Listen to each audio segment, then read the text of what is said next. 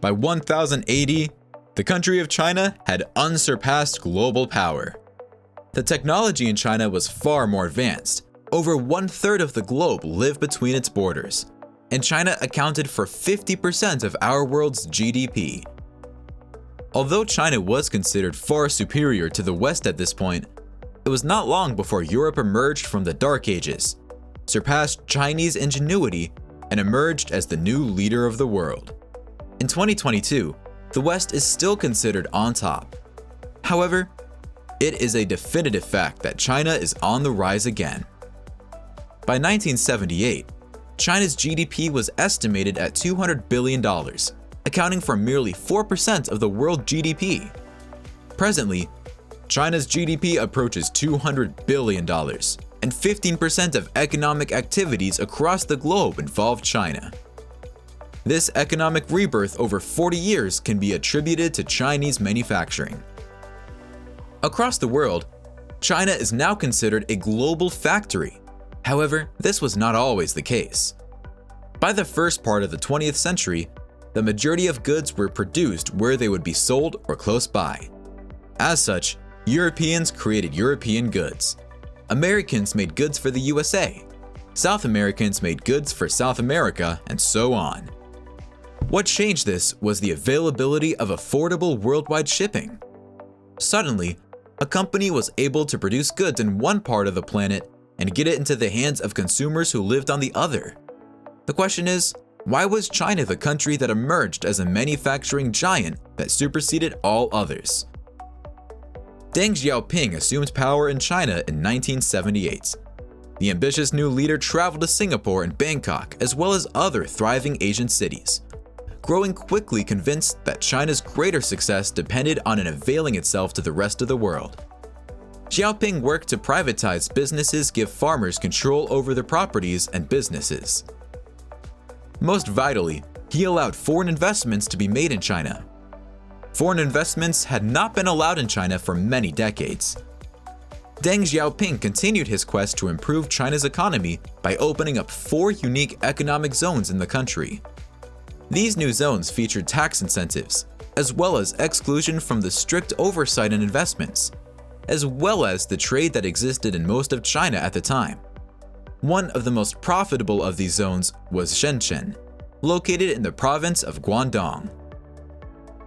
Shenzhen began as a small town, consisting of approximately 30,000 people. Today, Shenzhen has close to 18 million inhabitants, rivaling cities such as New York or London. Shenzhen's meteoric rise made it arguably the quickest growing city through all human history, as it went from a small town to a bustling, productive city. Shenzhen is unique because the other economic zones were already in established areas, while Shenzhen was not. However, Xiaoping knew that Shenzhen was located slightly north of Hong Kong's border, which was a territory of the UK.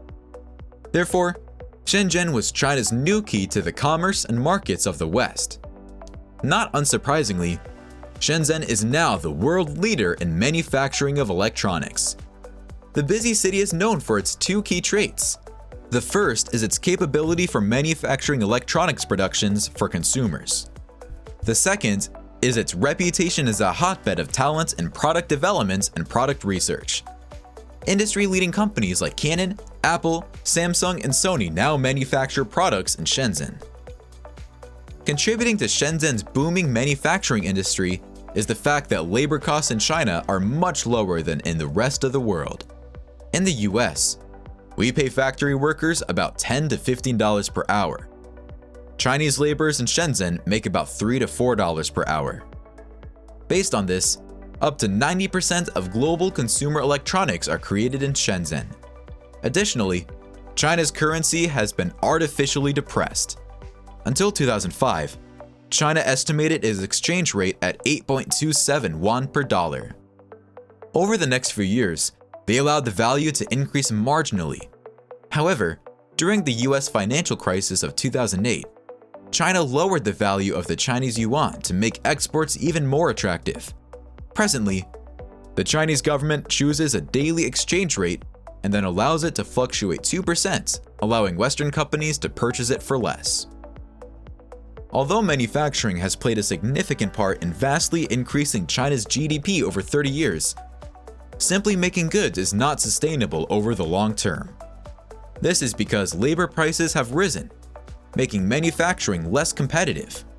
Ironically, this price increase is derived from China's economic growth, which was based on the growth of manufacturing. In the days before manufacturing took over, China was made up of poor farmers. However, the manufacturing boom created a solid middle class, as well as cities with a high cost of living. In the past, young workers moved to cities to earn money. Now, young people move to the city and stay there in search of joining the middle class and living urban lives. In central Shenzhen now, the average real estate cost nears $1,200 for each square foot, higher than New York or even San Francisco. Higher earnings are needed so that workers can pay for their housing, even if they live outside of the city center. Conversely, each day automation becomes more advanced and less costly, making manufacturing less reliant on labor.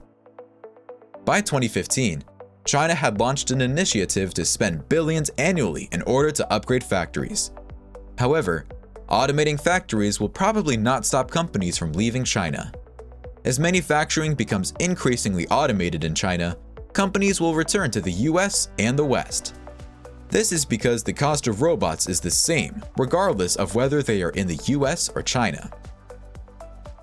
US companies want to save money on the cost of shipping, as well as also enjoy the PR boost that the Made in the USA tag brings to their businesses. The result of this for China is that their once prosperous labor jobs are being shipped out to less costly and less developed countries like India, Vietnam, and Bangladesh. A decade ago, it would be difficult for a company and brand to prosper in Shenzhen. The retailer created a blockade between the consumer and the actual manufacturing trade. However, the influence of e-commerce websites such as Amazon made it possible for companies from the East to sell to consumers in the West. The current system emphasizes quality of goods over price, making this the right time for Chinese free enterprise to flourish.